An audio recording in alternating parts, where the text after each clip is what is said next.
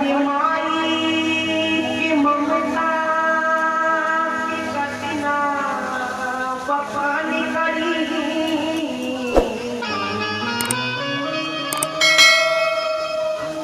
हरि माई की ममता की कतना बखानी करी।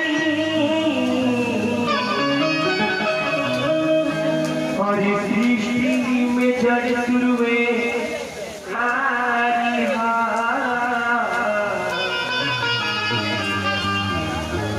सीता तपित्री मोहन बीबी बेटिया।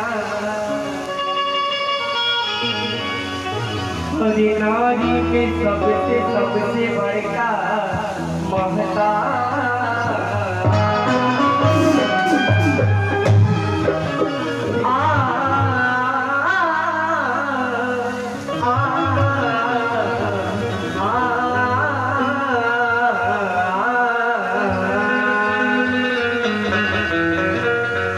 भैया इस जग में माई से बढ़ के केहू देखिए करोड़ों रुपया पैसा कमा ली, जब तक माई लेवल के पास ना रही ना करे जवा जुड़ाई और ना ही कोनो कार्य कर पाए।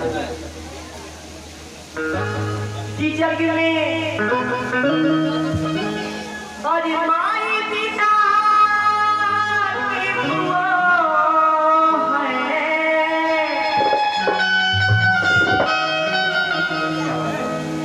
इस जग में और माई बिना के हुआ और सहाय ना होई।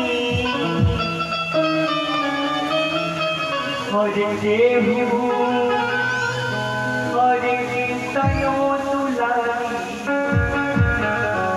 बाकी माई ना होई।